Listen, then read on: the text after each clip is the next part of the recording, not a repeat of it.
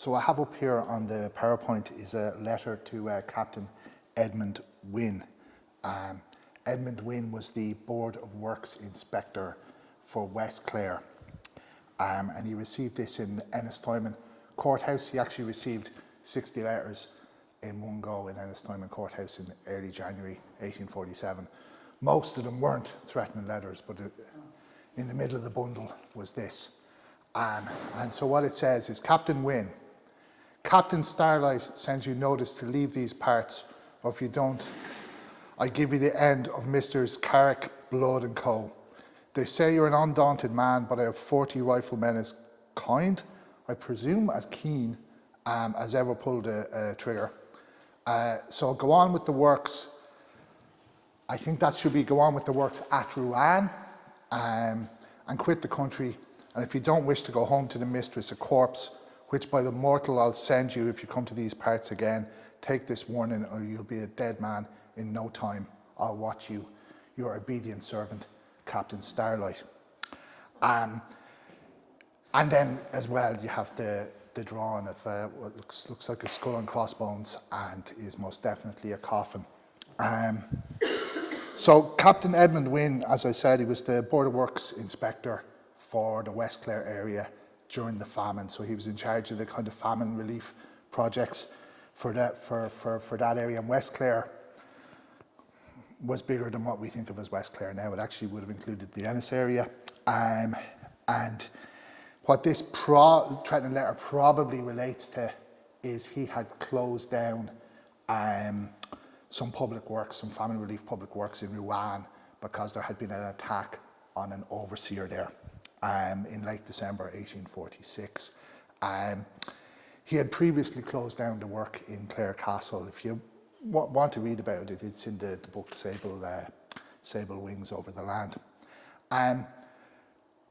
But mostly I'm not going to be talking about the context where threatening letters were sent, or who was sending them to who. I'm going to be talking about the content. And in terms of the content, this is fairly typical, I mean, you can see there's like the poor spelling, the person wasn't as educated or as literate as we might be today. There's the drawn as well.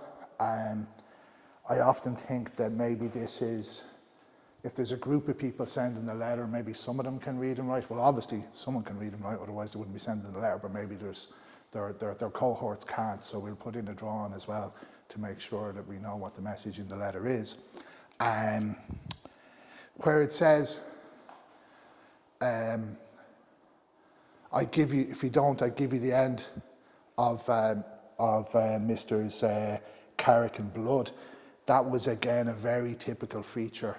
They'd make reference to, usually to people who'd been assassinated in the area in years past, and we'll give you the same end as these guys got. So William Blood there, the Blood is a reference to William Blood, who was a land agent out near Corofin, assassinated in 1831, January 1831. And Pierce Carrick was a land agent who'd been assassinated just a few months previous on the 17th of March 1846. He was killed just out the Tulla Road, just the other side of the motorway, if you were driving out to Tulla, the other side of the motorway bridge now. He was an agent to a lot of properties. He was an agent in a place called Dunne, and it was feared that there was going to be mass evictions there, and he ended up being shot as a consequence. And it's also very, very typical in a threatening letter that it's signed Captain, with a pseudonym, Captain Starlight in this case. It's often signed, they're often signed with these particular reoccurring pseudonyms, often Captain such and such, and that's a lot of what I'm going to be talking about this evening. This letter was in a parliamentary report about conditions in Ireland during the famine. So this is not the original letter. This is someone typed it up and copied it. But I'll just show you a few original ones now. These are from Offaly, from just over the where Offaly meets the Shannon. So this is the actual original threatening letter that someone would have got. And as I say, they're often signed by the pseudonym of the captain, and you can see this one, Captain Rock. Yeah, very typical. I think this is supposed to be. Is that supposed to be gunfire? I'm not sure. This one was about land occupancy, often about land occupancy. And this is another one from around about Shannon Bridge is where it refers to, again signed Captain Rock, and this one is about employment conditions, which is again another fairly common topic for them to be about. Now, as John was saying, I did a lot of my doctoral research on threatening letters, but they were threatening letters from the province of Leinster. Not actually a deliberate choice on my part, but that's just the way they were classified by the authorities back then. The police were organised according to province, so I was able to get a lot of them from Leinster. But what I did for the talk tonight is I went through this book, which is a collection of hundreds of threatening letters sent in Ireland over the course of 50 years, and I found a few from Clare that I'm going to be talking about as well.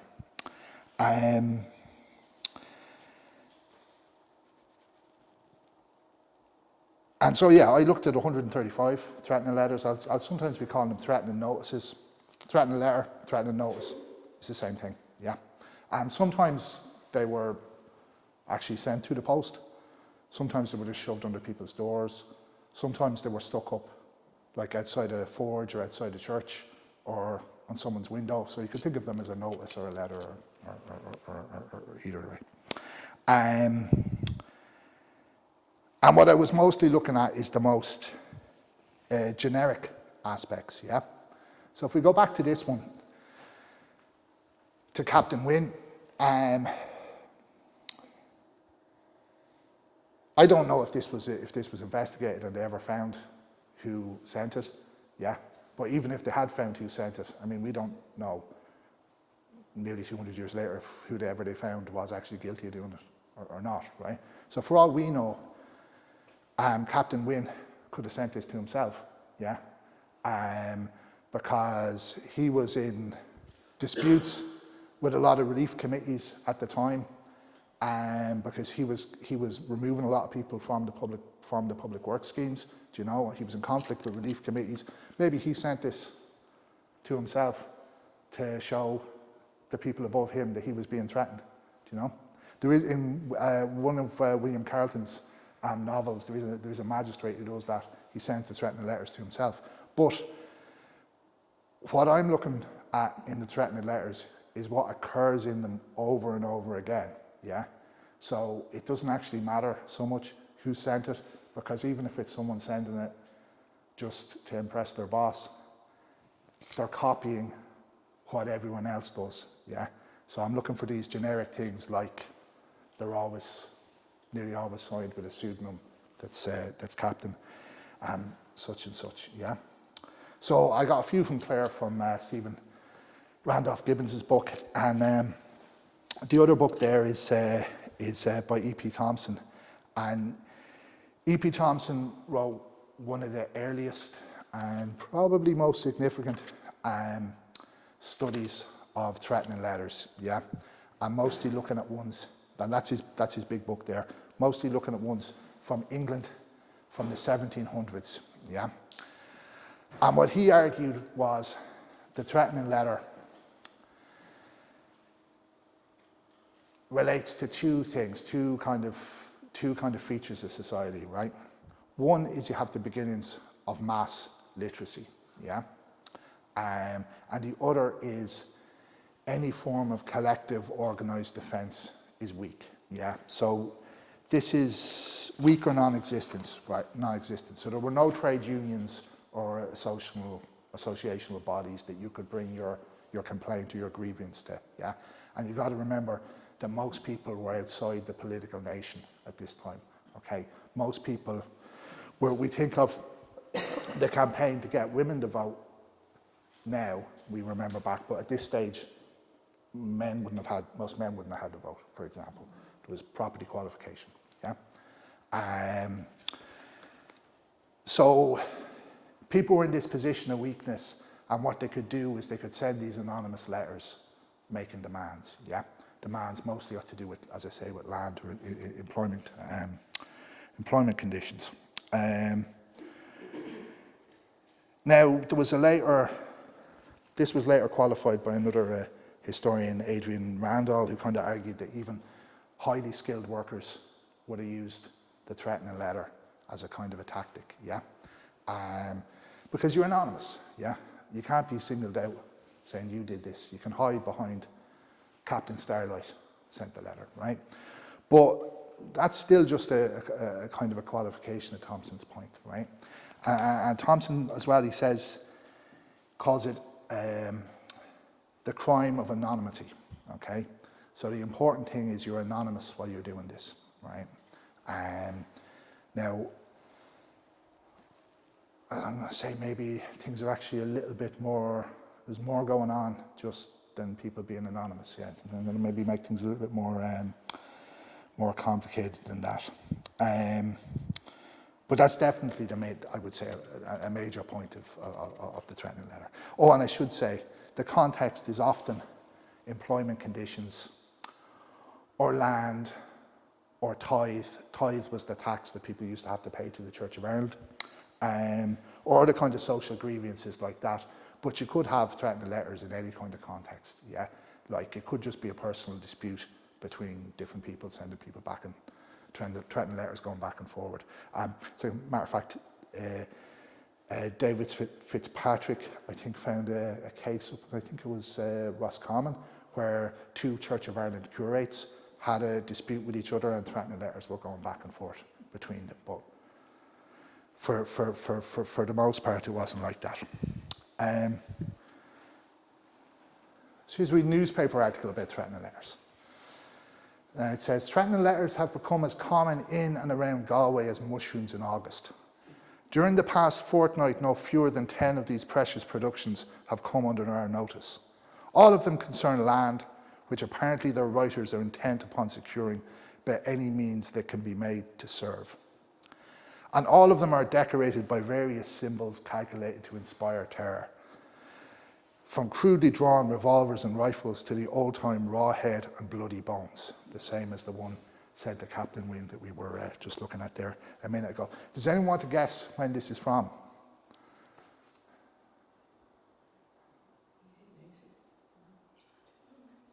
Okay, 1880s, 1900s, early 1900s?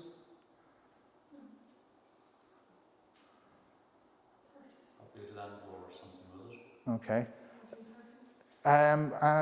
You're very close, yeah, which I wasn't expecting. It's April 1920.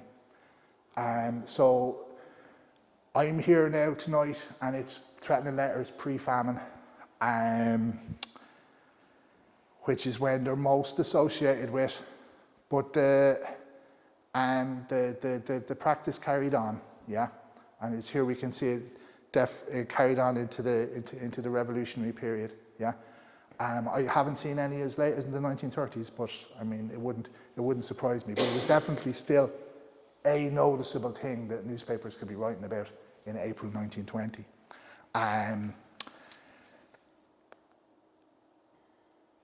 But they're not as important to us today, the ones from the 1920s, because what's very important to us about the ones from the early 19th century or from the 1700s is, as John was saying in the introduction, they come mostly from people who otherwise would have left us no written record, yeah, and that's what makes them important. The same as, say, ballads or the folklore collection, yeah, and that's what's really important about them, yeah. Early 20th century, maybe not as important as a historical source, as an historical source, but still used as a tactic. Now, so here's one from Ennis, right, from February 1822, and this is from Gibbon's book, yeah, and I'll read out part of it to you, okay. Sir, we, the public body of the county of Clare, have long been silent and have not suffered revolutionary principles to pervade our aching bosoms, while our fellow countrymen have been trying to shake off the yoke, brackets, the pressure of which we have too long groaned under. Many of them have fell, brackets, honourably, in the neighbouring counties in endeavouring to free themselves from a despotic and unlawful impost, while we have observed the strictest neutrality. The tides oppress us much. Right, so this is talking about the tides. This is the tax for the to the Church of Ireland, and it goes on and goes on quite at length, and then this is the concluding passages.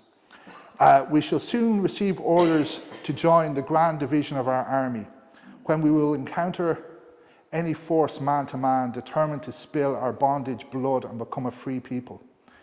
It is a satisfaction to us that this tyranny is not to Catholics alone, but to Protestants. We have got many of the Protestant persuasion in our army who are also determined to shed their blood if not redressed.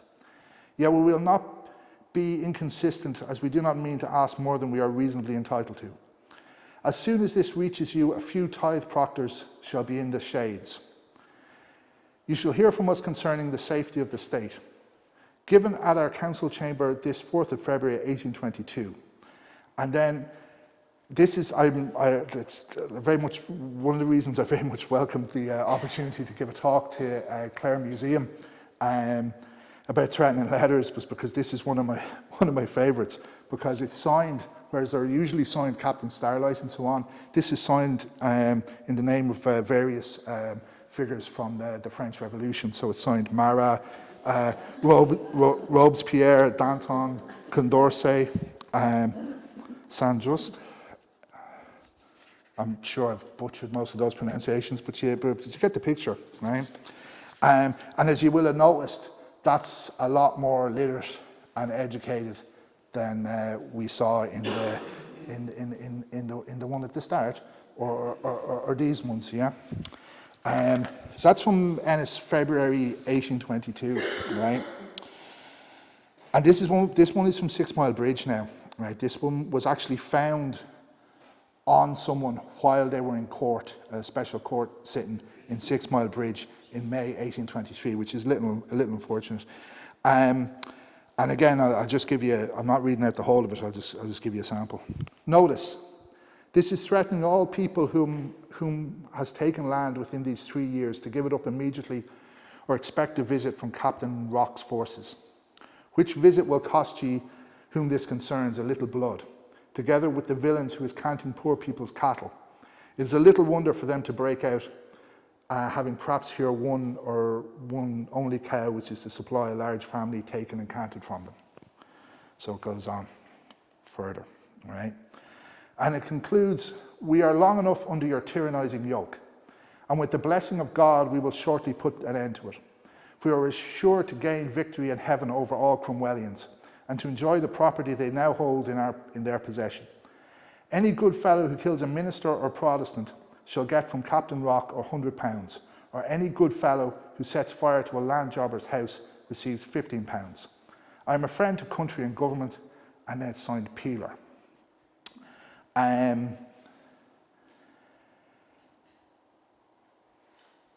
So in these two notices, there's a kind of, there's a conventional politics we can recognise, I think, okay? They come from the early 1820s, but they kind of sound like they could have come from the 1790s. They resonate with what we know as 1798, okay? In one of them, you have a message that's inspired, that's cross-confessional and inspired by the French Republic and the French Revolution, yeah? And another with a more sectarian edge promises victory and heaven over all Cromwellians, yeah? And they're also both quite literate. They're clearly written by people who are quite literate and educated, right? But this was actually This is actually quite unusual, yeah, and this relates more to specifically to the early 1820s, okay.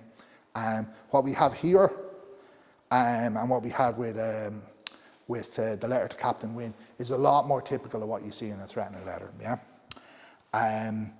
So they don't really have what we would understand as politics in them, yeah, or what we would they don't necessarily fit into the story of Irish history where you have 1798 and Daniel O'Connell and Young Ireland and so on and so forth, right?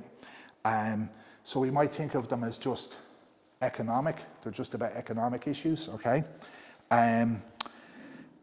But I would say they're actually, they're cultural artifacts. They tell us something of how people understood the world that they lived in, and how they experienced it and understood that world and how they tried to act on it, yeah? But it's not in an obvious, necessarily in quite an obvious way, right? So it's not just economic protest, right, is what I'd say. And there's also the note, I'd say the notice itself, having a notice, having the written word had a symbolic value to it, right? So like when I started off there, I was talking about E.E.P. Thompson and it's the crime of anonymity, okay? And its cover, right? You can't be singled out because you've just written a letter in the name Captain Starlight, right? Okay? But here's an episode that would suggest that something else is going on, right? So this is what happened in January 1831, right? Near Gort, okay? There was a man, John Foster of Rathorpe, is I think how you pronounce the name of the place? He was on his way to church, right? Sunday morning. And this is from the newspaper, from the Clare Journal. Quote, he was accosted by two men who presented a letter and desired that he should read it, yeah? Upon his refusing to do so, they drew each from beneath his coat a pistol and threatened him in the case of non-compliance. And Foster then read the letter and he promised to agree with what was said in it, right? That doesn't make any sense, obviously, if the point of having a letter is being anonymous, yeah? And we'll get back to that. We'll get back to that later on. Now, that isn't what happens typically, okay? Typically, the letters and notices are anonymous, but I have come across instances that are like that in episode in Gort, where here's the notice, yeah? Now, I see I'm 30 minutes in, and I'm only about a fifth of the way through, so I might speed up. Right, what's the context, right? They are commonly associated with these movements here, okay? There's a succession of movements in Ireland in the early 19th century, kind of generically known as white boys, but they would have had their own specific local name as well. Most prominent in this area, the Terry Alts in the early 1830s, but as you can see, Clare features in other places as well, like it's there in the 1840s, the context of the letter to Wynne. Just put up that table there because I want to give you the impression that there was a lot of this and it was going on in a lot of different parts of the country a lot of the time, right? And what these movements are mostly associated with is violent direct action over land occupancy, over who gets to occupy what particular piece of land, but also tithe, employment. But as I said earlier, you also get, could have a threatening letter being sent in personal disputes as well, yeah? But it's these sort of movements that would generally be the ones that generate the bulk of threatening letters, yeah? And so what's the kind of context of what's going on then at this time, right? Well, in the first instance, we're moving from an economy of cloth and corn, or cloth and cereals, to an economy of cattle. And I like this picture a lot because it really typifies it. This is not a picture from Clare. If anyone knows where I'd be able to find the old lazy beds or cultivation ridges from the early 19th century in Clare, tell me, and I will go out with my drone and take a photograph of them. This is from Cooley in Louth, but often the social conditions and cultural conditions you'd find at this time that's in the upland of the east of the country is quite similar to what you'd find in the west of the country. And what you have here is the cultivation ridges, or the so-called lazy beds, from the early 19th century, from when growing crops went up into the upland, yeah, and people are using every resource they can to win a subsistence. And then on top of that, from the middle and the later part of the 19th century, you have the stone wall put across it, when this became grazing rather than crop production, yeah. I'm saying from cloth and corn to cattle, but it was actually in this case sheep. But the sheep can stand in and for the cattle, and of course the big thing is that when it was corn and cloth, it was labour intensive, yeah, and it was a livelihood for a lot more people in the country than as you're moving to cattle, yeah, and hence that's part of the reason why you have all this conflict. But there was a bigger picture again. If you want to go, you can go out bigger than that as well, and you're moving from a situation where people had a customary right to land or a customary right to certain employment conditions or employment, or a customary right to local food produce at times of scarcity, to a situation where everything was a commodity, yeah, a simple commodity, okay? Now, we might find that hard to believe because we're always told that you go back to this time, the 18th and 19th century, the landlords controlled the land, okay? I'd say their control was contested, okay? And if you look at these threatening letters, when they're talking about land, they're often talking about whoever has been dispossessed as the rightful owner, yeah? So people had the idea that they had a customary right, and this is what was at the heart of the conflict. And another problem with talking about pre-famine, yeah, I'm giving a talk that's entitled Threatening Letters and Pre-Famine. Part of the thing, we say pre-famine, and our vision is it's all poverty, economic depression, and we're kind of culminating in the famine, right? So it's just the period that precedes the famine. That's what it is, actually. It's pre-famine, isn't it? But these movements and this whole tradition of threatening letters goes back into the 18th century, yeah? And this isn't just the time of depression. These are the good times, okay?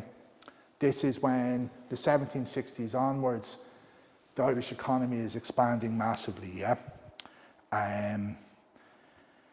So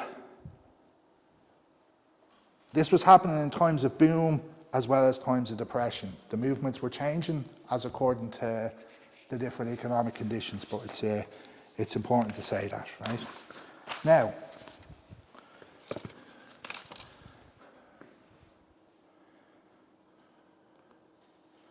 okay, I've got 20 minutes or so for the meat of the proceedings.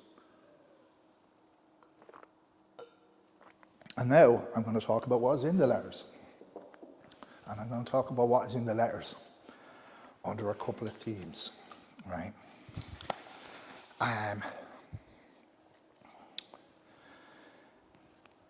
First of all, I'm going to talk about the law, right? Okay. The letters often make reference to the law, okay? One of the ones I showed you there from the western side of Offaly. It's, I think it says, according to the laws of Captain Rock, okay? As I said earlier, the letters are often signed Captain. Some of the letters from the time of the Terry Alts would have been signed Lady Clare. So there's a whole kind of folklore aspect to it as well we'll get into. And there's also in the letters, you'll see how they express what you call a collective identity, okay? That there's this we, that there's this group, a wider group that we're a part of, right? And they do that by talking about what's going on in different parts of the country and making reference to different parts of the country and using the same pseudonyms again and again and again, yeah. So we'll start off with the law, right? So here is an example. We will punish you according to our law. I am Captain Rock, a juror to nations. C or X, now farewell until you break my laws, all right? So, and here's one from Ennis, yes, from Ennis in 1807. It's a good example of this. Notice, posted locally in Ennis. I think this would have been posted up on a wall or something, yeah? Notice, Captain Slasher, Regulator and Inspector General of the counties of Limerick, Cork, Tipperary and Clare, from the hurry and multiplicity of his business when he lately visited the district and parish of Killaloe, had not then time to leave them a manuscript copy of his Code of Regulations and Laws. Now safely returned and at leisure, greetings, let his friends the poor that he will without delay remove the grievances, extortions and wanton impositions laid down on them by their oppressors, and particularly by that class of men too well known by the epitaph of weavers of every description. So this notice is about, you know, when there was the home production, where you might be making cloth in your house and then a merchant would be buying up that cloth, yeah? The home production, the putting out system, and this notice is setting out the prices for what you should be getting for this cloth that you're producing, right? It's unusual as a topic of threatening letters. They're normally about land, right? But the important thing here is it's setting out the regulations, and this notice is up on the wall. This is now the laws and regulations of this trade or industry, right? So you have this reference to law, and also you'll see sometimes this image of being part of an elaborate, organised, almost state-like structure, yeah? And I'm not going to go into it in detail, but to me this relates to how they experience the state, right? And how they experience the state.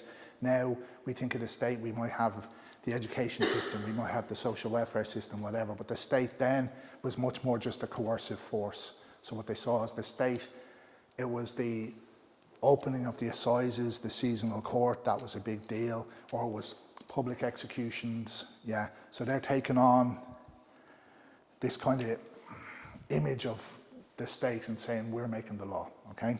And actually an image of an alternative state, where you have this kind of alternative culture with its own elaborate hierarchy and organised structure and its rules and regulations, was a big part of literary tradition in early modern Europe, and it was a big part of a particular literary tradition which in the early 19th century was given a subversive reading, yeah? And that, folks, was Highwaymen. And does everyone remember this TV show? You had ITV in the early 1980s, yeah. So the two main texts of the Irish highwaymen genre, yeah, were Cosgrave's The Lives and Actions of the Most Notorious Irish Highwaymen, Tories and Rapparees, and the autobiographical Life and Adventures of James Freeney, commonly called Captain Freeney, okay? Now they were published in the middle of the 18th century, right? But by the 19th century, these were extremely popular, okay? And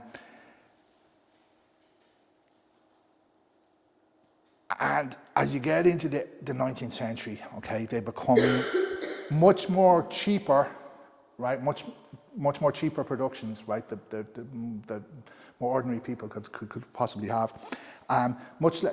Originally, they were kind of a mixture of the heroic and the comic, but by the early 19th century, they're just more the heroic, right?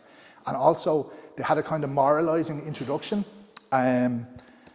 Cosgrave's book, The Lives and Actions of the Notorious Irish Highwaymen, had this kind of moralizing introduction, but that was removed by the early 19th century, right? Immensely popular, okay? They're nearly always captains, okay? So as well as Captain Freeney, we have a Captain O'Hanlon, Captain Power. There's a Paul Liddy who has a whole kind of brigade structure where there's a captain and subalterns, and I believe the Paul Liddy was actually from near Dromoland, possibly. Okay, that's what I think, anyways. And I want to stress that these are legends, okay, right, to these people. Like, you still had highwaymen in the early 19th century, but like, this was really from 100 years before, right? So they were relating to this as these are the kind of legends, the tales they're telling. It's not guys that are still knocking around the place so much. Now, there is one book about a Captain Grant who was hung in 1816, so you know it's still going on a bit, but it's not the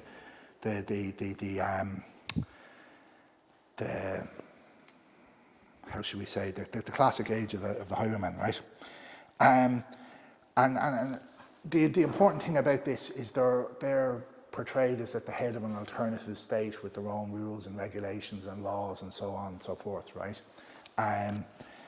So there's one guy in South Armagh, Redmond O'Hanlon, right? The way he's described in Cosgrave's Lives of the Irish Highwaymen is that in imitation of Oliver Cromwell, Lord Protector of the Commonwealth, he took upon him either the title Protector of the rights and properties of his benefactors and contributors, Chief Ranger of the Mountains, Surveyor General of all the high roads of Ireland, and Lord Examiner of all passengers. And he receives tribute from all such as acknowledged his jurisdiction over the kingdom, and even claims to act in loco as one of His Majesty's Justices of the Peace for County Armagh. And as I said, highwaymen are almost always captains, right? But they're always seen as the head of this alternative state, right? Now, I analysed 135 notices. 47 of them were signed captain or otherwise made reference to captain, so it's a very common feature. That's Captain Feeney, is it Feeney or Freeney? Who was the inspiration for the character in, does everyone know this maybe? Yeah, the Captain Feeney in Barry Lyndon was inspired by Captain Freeney in the book. If I've got my Feeneys and Freeneys right.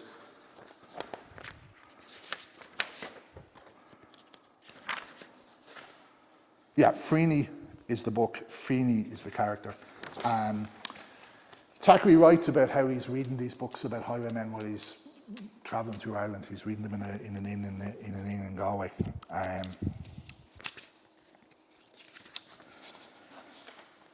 Now, it's the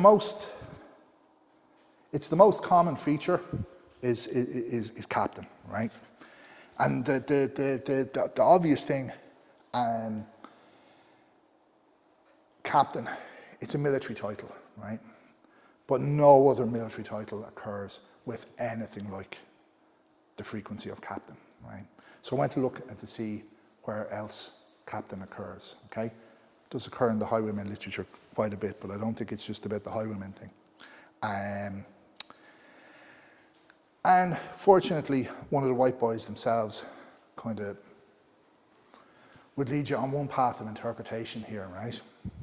And this is a man who was hung for his part in the original white boy movement back in the 1760s. And the way he put it was, I acted one night among them as captain, such as the Mayboys have, right? So that brings me to the likes of Mayboys and Straw Boys and Biddy Boys and various other boys, which are now just remembered as kind of colourful fun and frolics, okay? So you have these rituals at a particular time of the year, or rituals at particular kind of rites of passage, yeah, like marriage or May Day, right? We now think of them as colourful fun and frolics, but what I would say is at the time they had a kind of regulatory aspect, okay? So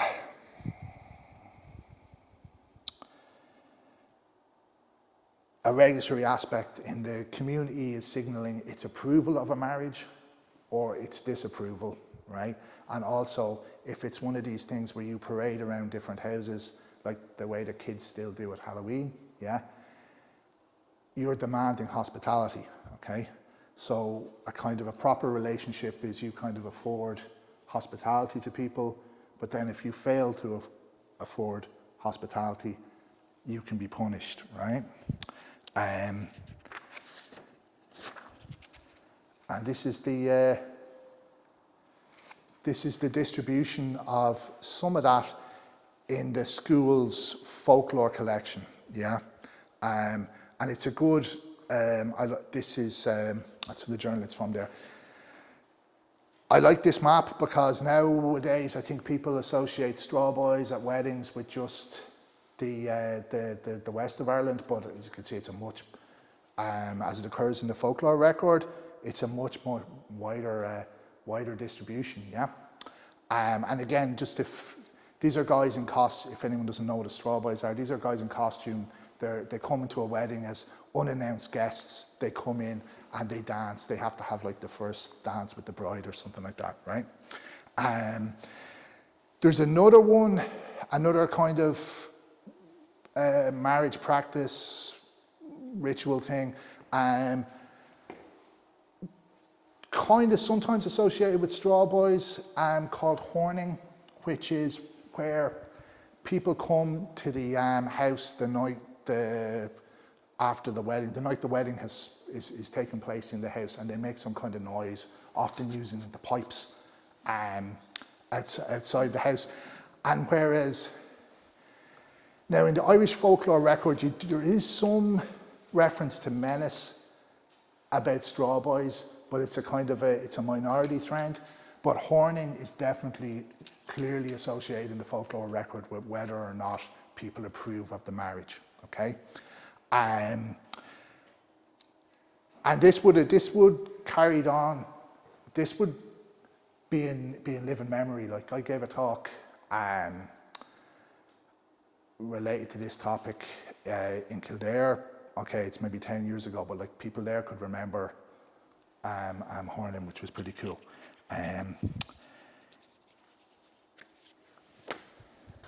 Now,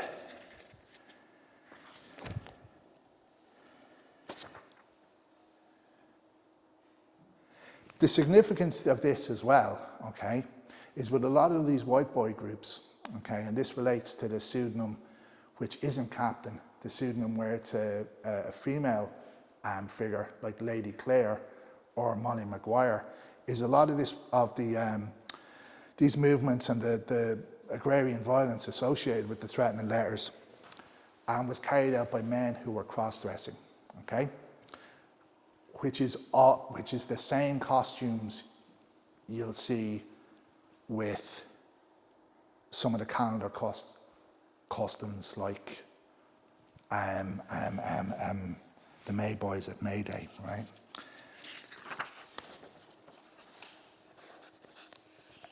And there's a lovely description of that, yeah.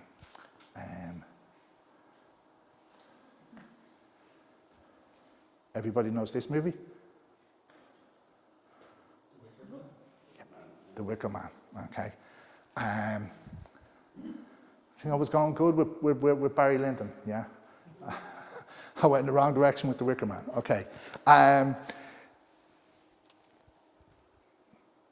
crazy Scottish nobleman in the 19th century has an island, invents a religion for the islanders, and this is his descendant, yeah. Everyone knows the actor, right? Yeah, but doesn't he doesn't look at all like the way Christopher Lee normally looks. But anyways, when they were making the movie, their idea of what a pagan island off the coast of Scotland was, they adopted, like, you know, English folk traditions, like their equivalent of straw boys or whatever, right? So they ended up with this, the leader being this figure who is seemingly dressed as a woman, yeah. And we have a nice description of this in Ireland from the 1850s, and this is from a book written by William Wilde, who was Oscar's father, right? The May boys and Morris dancers went their rounds, particularly in Connacht and Munster, even so late as within the last 20 years. So that would have been the 1830s. He was writing in the early 1850s. They consisted of a dozen or two of the cleanest and most likely boys in the vicinity, who took off their coats and decorated themselves with garlands, ribbons and silk handkerchiefs of the brightest colours, generally furnished them by their sweethearts, who view with each other in dressing their lovers to the greatest advantage. One of the most effeminate of the number was dressed in female attire as Queen of the May. In country parts, we never heard of a girl having acted the part. A king or captain was appointed, as also a spokesman who repeated the rhymes.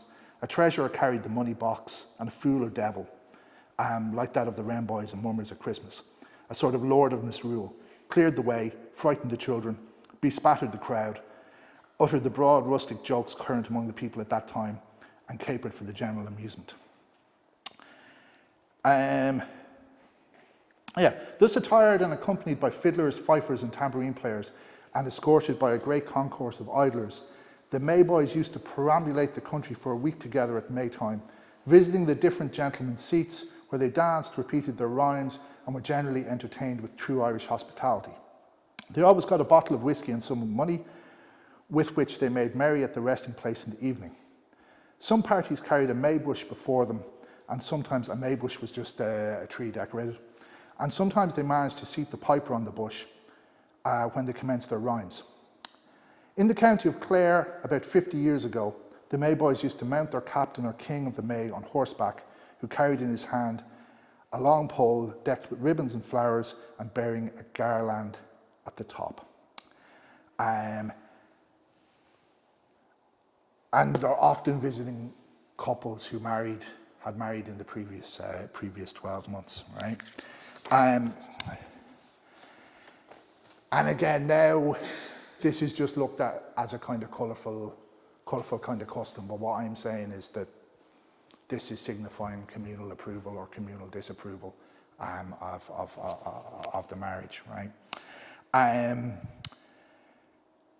the thing is, they're often, the white boys, when they're going out to carry out an attack over land, or whether the public works is going ahead during famine time, or whether it's been closed down or not, as with the threatening letter that we opened with, they are often dressed the same way, attired, apparently as females, yeah? And particularly in this part of the country. As I was just saying to John before I started the talk, generally speaking, like the threatening letters I would have seen from the Midlands and what you get over here, there's not that much of a difference. But there's definitely, in the records of crime and in the newspapers, far more cross-dressing associated with violence over land or employment conditions as you come over here than as you're more towards Kilkenny or Tipperary or Laois. Yeah, I came across one instance in Kildare, yeah, and I would have looked at the kind of Kilkenny, Laois, into Kildare, Carlow, maybe up to Offaly, over like a good few years, maybe like 8-year period. Here, 1830, 1820s, 1830s, 1840s going on all the time. Yeah, very frequent thing, right? And as I say, you have to think of if the white boys are regulating people's right to land, it's not unrelated to regulating marriage or demanding hospitality. By demanding hospitality, I'm demanding that we have the correct kind of relations together, yeah? Now, I'm going to wrap up fairly quick because I'm actually over time. The other thing you see quite a lot with the threatening letters is they make reference to other parts of the country, or they use particular names associated with one part of the country, and then they're using it in another part in a year's time, right? So we had the Terry Alts, right, in Clare in the early 1830s, right? But people are using the name Terry Alt in Kildare a year later, right?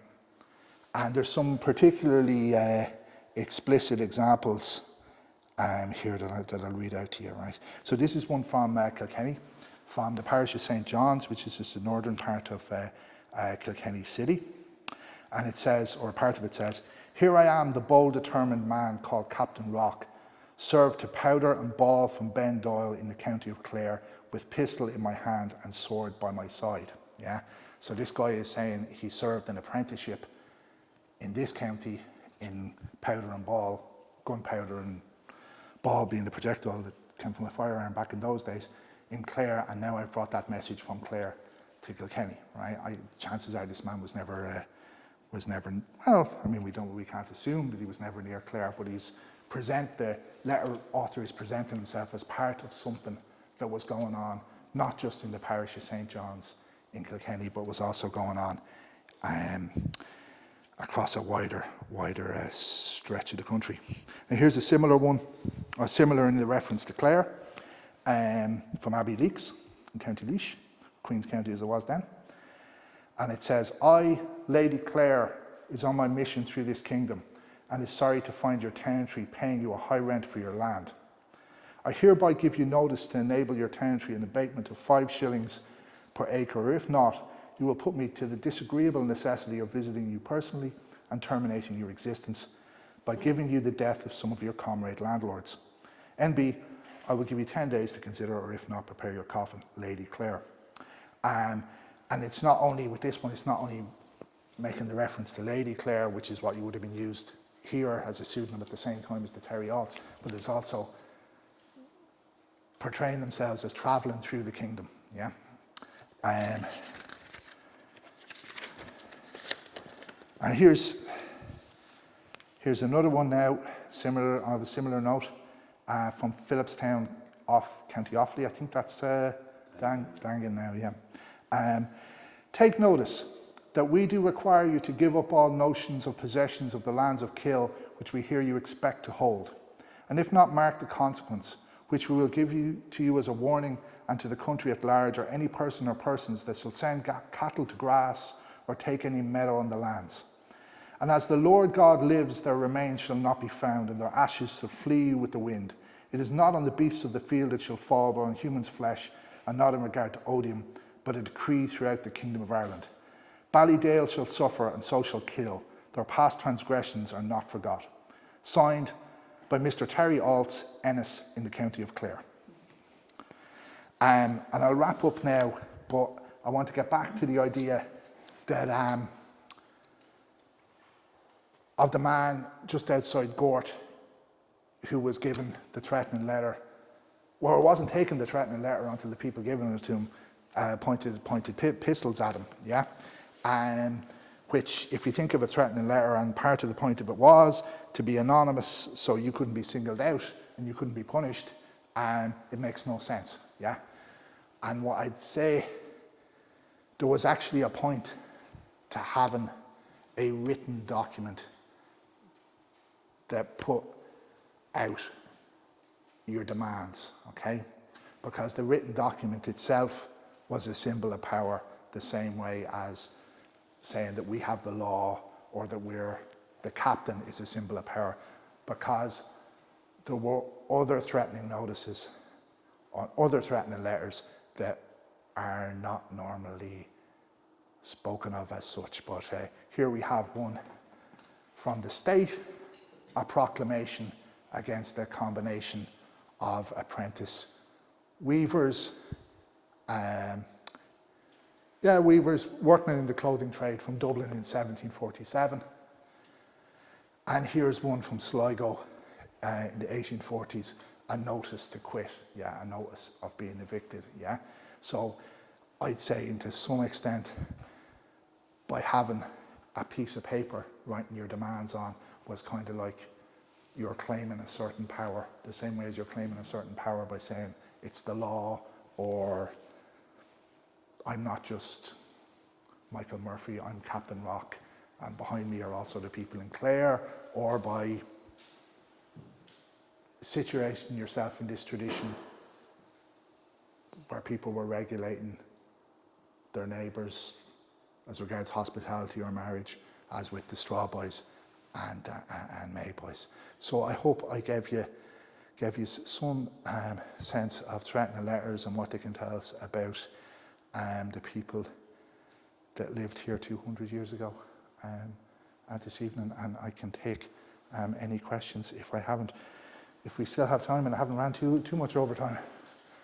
Thanks very much. That was a great talk.